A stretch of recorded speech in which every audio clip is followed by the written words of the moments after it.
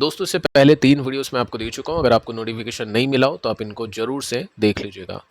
So US market को review कर लेते हैं। सबसे पहले चेक कर लेते हैं कि क्या सिचुएशन है, कुछ बड़ी अपडेट्स हैं कल के मार्केट के लिए, उसको देखते हैं, फिर स्टॉक्स के ऊपर आते हैं। सो डाउ जोन्स के अंदर कुछ खास चेंजेस नहीं है। स्टार्टिंग में भी हमने देखा कि ओपनिंग डेटा कुछ गिरावट का था, वो सेम सिचुएशन अभी के समय है, लेकिन नेस्टेक के अंदर अच्छी रिकवरी हो चुकी है। रिकवरी आपके सामने है, जस्ट अभी 191 पॉइंट्स ही नीचे है, जहाँ पे नेस्टेक अपने 2% लो को हिट कर गया था इंट्राडे के अंदर। अभी जस्ट 0.73% ही नीचे है। हो सकता है रिकवरी अभी आपको मिल जाए, हो सकता है प्लस में भी आ जाए।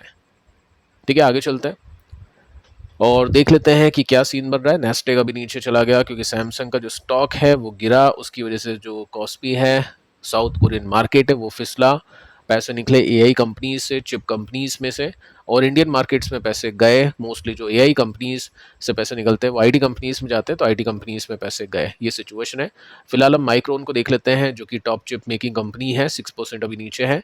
साथ में इन्फोसिस के एडीआर को भी देख लेते हैं। देखो ज़्यादा कुछ खास चेंजेस हुआ नहीं है। नेस्टेक डेफिनेटली ऊपर गया है, बट आईटी जो स्टॉक है इन्फोसिस का एडीआर है, वो अभी भी 4% ऊपर है।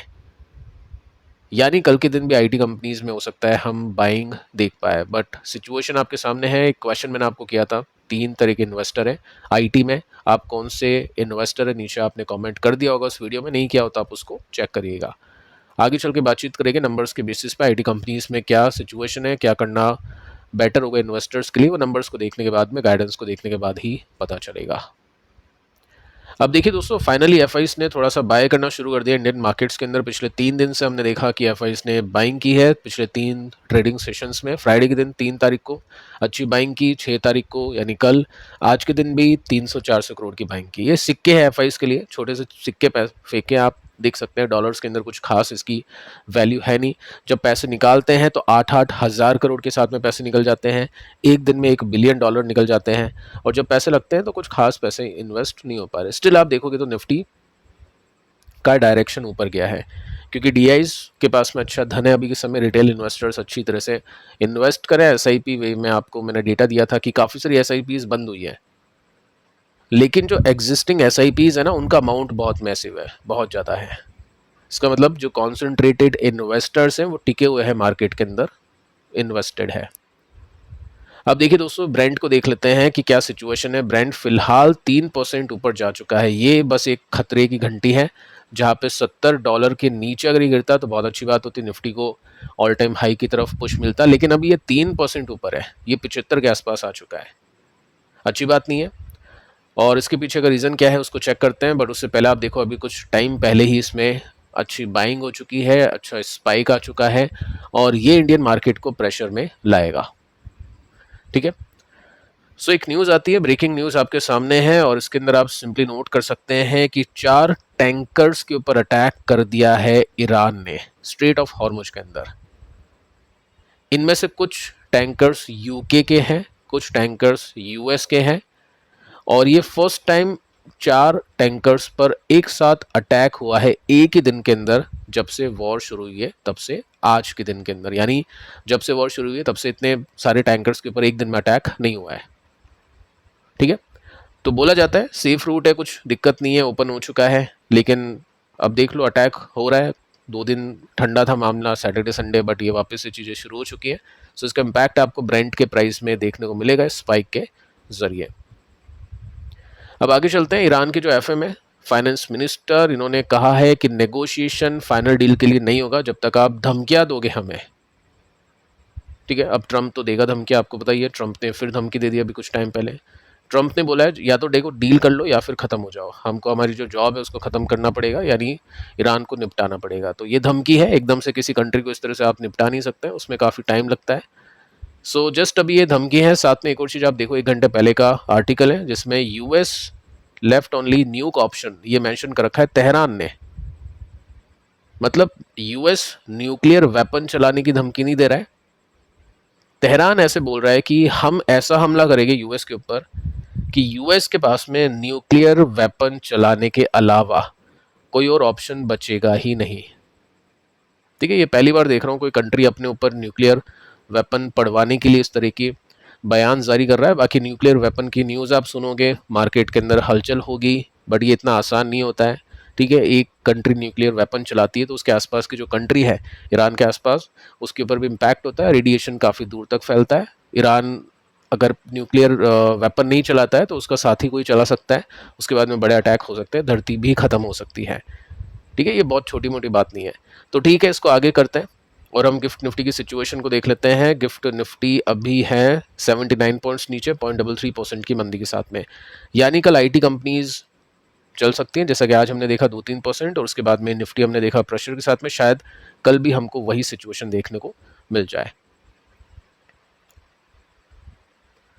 अब स्टॉक्स पे आते हैं। एक जो कंपनी, आपके काफ़ी सारे क्वेश्चंस आ रहे हैं, वीबीएल को लेकर पिछले 2-3 दिन से हम इसको गिरता हुआ ही देख पा रहे हैं, कंटिन्यूसली नीचे जा रहा है, 2% आज भी ये नीचे गया। क्या रीज़न है इसके पीछे का? देखो दोस्तों, रीज़न ये है, आज एक न्यूज़ आती है 7 तारीख को सुबह 8 बजे के आसपास, जिसमें जेपी मॉर्गन मेंटेन करता है ओवरवेट की रेटिंग इसको। ठीक है, टारगेट प्राइस आप देखोगे तो 556 है, 65 है, सॉरी 565। अभी का क्या है, 480 है। टारगेट क्यों बता रहा हूँ, समझो। अभी हुआ क्या है, देवयानी फूड इंडस्ट्री जो केन्या की है, इसको खरीद लिया है वीबीएल ने $32 मिलियन के अंदर। वैल्यूएशन आप देख लो कितनी है, ये मेंशन कर रखा है। ठीक है, ये बोला जा रहा है कि ये जो डील है ये महंगी कर दी है, ज़्यादा महंगा ले लिया। जैसे परसिस्टेंट ने, एक कंपनी है जिसको महंगे में खरीद लिया, उसके बाद में रिएक्शन हुआ।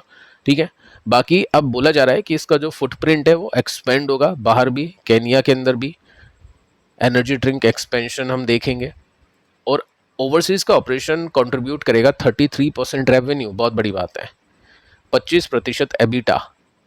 ठीक है, आगे चलते हैं। साथ में आप ये देख सकते हैं कि सीएलएस ने भी इसको मेंटेन किया है। टारगेट तो यहाँ पे देखो बहुत बड़े दे दिए, 650 दे दिए इसने, तो 565 दिए थे, 480 का स्टॉक है, तो बहुत अच्छे टारगेट्स है। और रीज़न क्या है, ये 32 मिलियन का एक्विजिशन जो देवयानी फूड इंडस्ट्री का किया है केन्या के अंदर। सो वीबीएल एंट्री कर रहा है केन्या के अंदर, एक्सपेंशन कर रहा है साउथ अफ्रीका के आसपास भी। ठीक है, और कुछ रीसेंट डील्स इसने किए, ट्विज़ा के साथ में किए, तंजानिया में भी हुई है, घाना में भी हुई है, ये जगह है दोनों। ठीक है, सो कमेंट्री है पॉजिटिव, टारगेट है पॉजिटिव, लेकिन प्राइस एक्शन है नेगेटिव। खेल समझो, जब ये ब्रोकिंग कंपनीज पॉजिटिव कहते हैं और स्टॉक नीचे आता है, इट मीन्स यही बेच रहे होते हैं, ज़्यादातर यही चांसेस होते हैं। ठीक है, अभी यहाँ से निकल तो चुका है, लेकिन वापस अपने सपोर्ट को, जो कि पिछला रेसिस्टेंस था, इसको रीटेस्ट करेगा। अगर यहाँ पे ये हिट करके रुकता है, उसके बाद में तेजी बनती है, तो ठीक है, प्रॉपर एक अच्छी तेजी हम यहाँ पे एक्सपेक्ट कर पाएंगे। अदरवाइज फिर हम वापस इसको गिरता हुआ देखेंगे अगले सपोर्ट के लिए, जो कि शायद ये बने। तो अभी कहना काफ़ी डिफिकल्ट है, बाकी देखते हैं कि क्या होता है। यहाँ पे आप कमेंट कर सकते हैं, आपको क्या लगता है। रिजल्ट देखो, इस क्वार्टर में यानी Q4 में ठीक गए थे, और अभी जो Q1 है, ये जो गर्मियों का सीज़न है, ये एक्सटेंड हुआ है, बरसात आई नहीं है, बारिश हुई नहीं है, सो इसका भी बेनिफिट इसको मिल जाएगा। सो ये वो कंपनी नहीं है कि टेक्निकल्स के हिसाब से खरीदे बेचे, ये रखने वाली कंपनी है, Warren Buffett kind of company है, जो कोका कोला रख के इतना आगे चल के डिविडेंड का फ़ायदा उठाया, ग्रोथ का फ़ायदा उठाया। स्लो चलेगा, बट ये वो कंपनी नहीं है कि एकदम से ब्रेकआउट होकर स्टॉक निकलेगा फिर तेज़ी से गिरेगा, उस तरह से इसको नहीं देखना चाहिए। सेकंड कंपनी है नेटवेब, कल रडार पे रहेगा, आज भी 4% फिसला, हो सकता है कल भी गिरे, क्योंकि यूएस नैस्डेक की जो कंपनीज है, इस तरह की ये कंपनीज है, उनके स्टॉक्स अभी नीचे हैं। कल साउथ कोरियन मार्केट गिरेगा तो ये भी ऑब्वियस है, गिर सकता है। देखो प्रॉब्लम क्या हो चुकी है, अब इसमें ब्रेकडाउन हो चुका है। ठीक है, फर्स्ट यहाँ पे डिस्ट्रीब्यूशन चल रहा था, बातचीत की थी, किसी सब्सक्राइबर ने लिखा था कि सर हैवीली ले लिया, रेसिस्टेंस पे ऑल टाइम हाई पे हैवीली लेना, और वो भी उस कंपनी में जिसमें कोई गाइडेंस अच्छी नहीं है या कोई बड़े ऑर्डर मिले नहीं। ये फ्लो के साथ चल रहा है क्योंकि एआई कंपनीज में अभी तेजी चल रही है, एक्सपेक्टेशन में कि आगे इसको बड़े ऑर्डर्स मिल सकते हैं। जैसे और भी कुछ कंपनीज हैं जिनके पास में अच्छे ऑर्डर, अच्छे गाइडेंस है, तो उनके स्टॉक्स चल रहे हैं, टिक रहे हैं। उसके बाद में क्या होता है, सपोर्ट आता है, सपोर्ट के बाद भी स्टॉक नीचे। अब ये पूरी तरह से डिपेंड करेगा नैस्डैक के ऊपर। सो देखते हैं इसके रिजल्ट कैसे आते हैं। फिलहाल अब जो अगला सपोर्ट है वो ये बन चुका है, इन सपोर्ट्स के लिए इसको देखना चाहिए होगा। आरआर केबल, इसकी भी प्रॉफिट बुक आज की है, 4% नीचे है, Q1 से पहले की बुकिंग है, ऑलरेडी बहुत अच्छा चल चुका है। अगर हम इसके रिजल्ट के बाद के परफॉर्मेंस को देखें, आई थिंक इसके रिजल्ट यहाँ पे आए थे, और ये इसने एक ब्रेकआउट किया था, वॉल्यूम यहाँ पे देखो। ठीक है, उसके बाद में स्टॉक ने तेजी करते करते करते करते 60% का गेन दे दिया, सपोर्ट से तो डबल हो चुका है, लेकिन रेसिस्टेंस से हम देखें तो 60% ऊपर है। उसके बाद में प्रॉफिट बुकिंग आती है पिछले 2-3 दिन से। आज फाइनली इतनी प्रॉफिट बुकिंग हुई कि स्टॉक ने ब्रेक डाउन कर दिया, ऊपर से 13% नीचे हैं। नॉर्मली गिर जाती है ऐसी कंपनीज 20%, उसके बाद में देखा जाता है। सो अभी Q1 से पहले की प्रॉफिट बुकिंग आप देख पा रहे हैं, जो कि नॉर्मली आपको दिखेगी और करनी भी चाहिए। अगर कोई क्वार्टरली बेसिस पे काम करता है तो ऑब्वियसली वो प्रॉफिट को बुक करके ही चलेगा।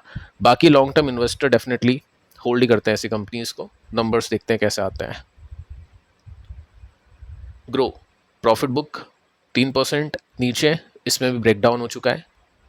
सो उम्मीद थी कि हो सकता है चल जाएगा, यहाँ तक पहुँच जाएगा, बट पहुँचा नहीं। नंबर्स अच्छे गए थे पिछले क्वार्टर के अंदर और टेक्निकल भी काफ़ी सही थे। ये रेसिस्टेंस था, यहाँ पे सपोर्ट लिया, उसके बाद में तीजी होनी चाहिए थी, हुई बट पूरी नहीं हुई, हाफ हुई। हाफ जो गैप है या जो भी हम बोल सकते हैं यहाँ पे लेवल से, उसको इसने कंप्लीट किया, लेकिन उसके बाद में नीचे जाने की तैयारी में है।